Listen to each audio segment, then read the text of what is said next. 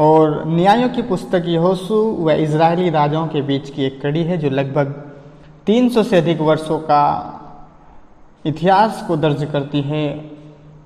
और जिस समय में इजराइल गोत्रों का एक समूह था, पुस्तक के नाम उन व्यक्तियों पर हैं जिन्हें परमेश्वर ने समय समय पर उठाया कि जब परमेश्वर के लोग परमेश्वर के मार्ग से भटक गए तो परमेश्वर ने उन लोगों को दूसरे जातियों के हाथों में कर दिया और फिर परमेश्वर ने लोगों को उठाया ताकि उन्हें छुड़ाए व उनकी अगुवाई करें।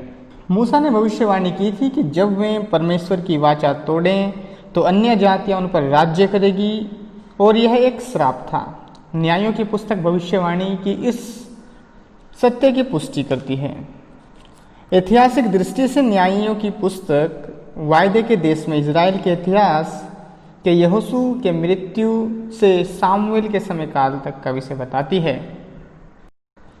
और इजरायली के नैतिक व आत्मिक पतन का विवरण भी इस पुस्तक में साफ रीति से दर्शाया गया है कि जब इजराइल वाचा को भूल गए और वह मूर्ति पूजा व अनैतिकता में फंसे तो उनका परिणाम कितना गलत साबित हुआ।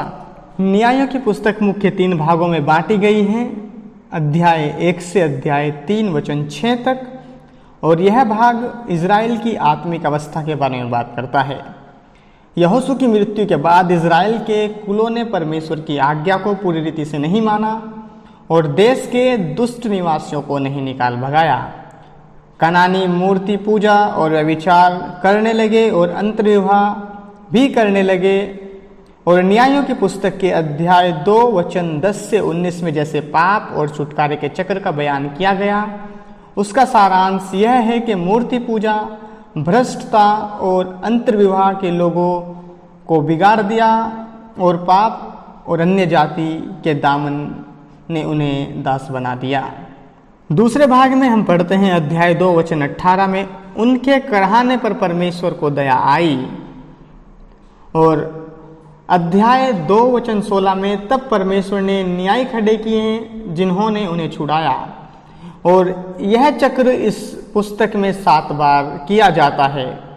और इसी प्रकार से इस पुस्तक में लोग बार बार पाप करते हैं, बार बार परमेश्वर उनको छुड़ाता है। वो परमेश्वर की दोहाई देते हैं, परमेश्वर उनको छुड़ाता है। और जैसे परमेश्वर के लोगों ने पाप किया, वो दासता में चले गए। लोगों ने कहा कि हमें बचा, तब परमेश्वर उद्धार करता है, परमेश्वर उनकी सुरक्षा करता है। और वो सब कुछ होने के बावजूद फिर लोग पाप करते हैं और फिर दासता में चले जाते हैं। और इस प्रकार से करते करते 7 बार इस पुस्तक में ऐसा होता है और परमेश्वर उनको शत्रुओं के हाथों से बचाता है और अपने न्यायों को खड़ा करता है ताकि वह उन्हें छुड़ाए।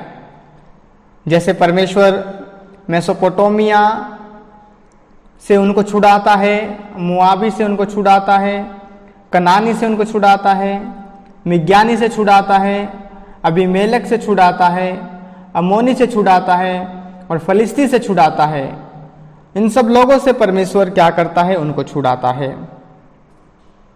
और कुछ खास बात इस भाग में हम देखते हैं, इसमें बार बार घटने वाले इजराइल के 6 अनुभव ऐसे हैं जैसे बुराई चक्र, विदेशी सताव, क्षमता, मुसीबत में प्रभु को पुकारना और परमेश्वर के आत्मा से अभिषेक अगुओं के द्वारा छुड़ाया जाना।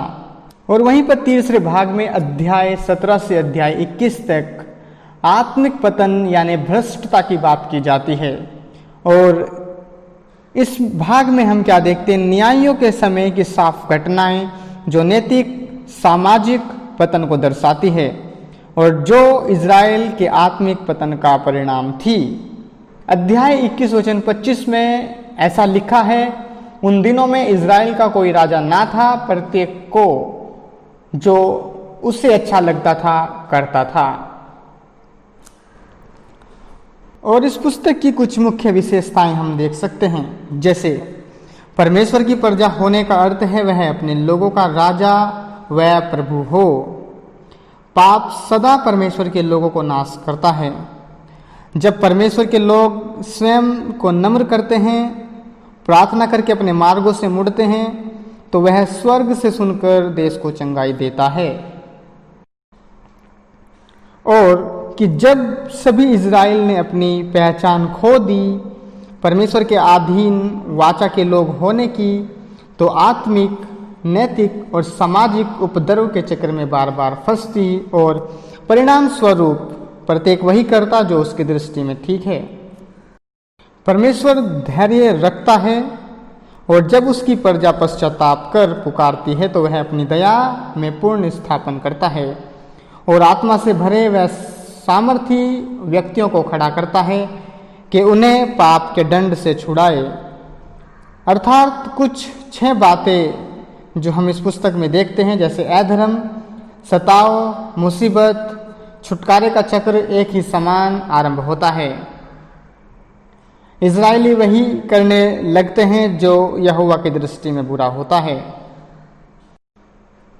और इस पुस्तक की कुछ मुख्य शिक्षाओं को जो हम देखते हैं वह इस तरीके से है। संसार के पापी व्यवहार के निकट संबंध परमेश्वर के लोगों को भ्रष्ट करता है। हमें पाप से पूरी रीति से अलग होना या रहना चाहिए। परमेश्वर के प्रति आज्ञा उल्लंघन के बुरे परिणाम होते हैं। परमेश्वर के लिए मूर्ति पूजा और अनैतिकता का दंड देना अनिवार्य है। परमेश्वर अपने लोगों को पाप का दंड देता है। परमेश्वर सहायता के लिए सच्ची पुकार का उत्तर देता है। परमेश्वर हमें पाप के दास्तव से छुड़ाता है जब हम उसकी ओर मुड़ते हैं और पश्चाताप करते हैं। परमेश्वर की दया और धैर्य महान है। परमेश्वर बहुत प्राकृतिक संकेतों के द्वारा अपनी इच्छाओं की पुष्टि करता है। परमेश्वर अपने लोगों की जांच और शिक्षा के लिए दूसरी और परिस्थितियों का उपयोग करता है। जब हम वह करते हैं जो हमारी आंखों में ठीक लगता है, तब हम परमेश्वर को अस्वीकार करते हैं और ऐसे व्यवहार करते हैं कि हम स्वयं के परमेश्वर हैं। यदि परमेश्वर हमारे जीवन का स्वामी नहीं है तो हम अपने जीवन के स्वयं स्वामी हैं। मुझे आशा है कि आपको ये जानकारी मदद करेगी। परमेश्वर सभी को आशीष दे। आमीन।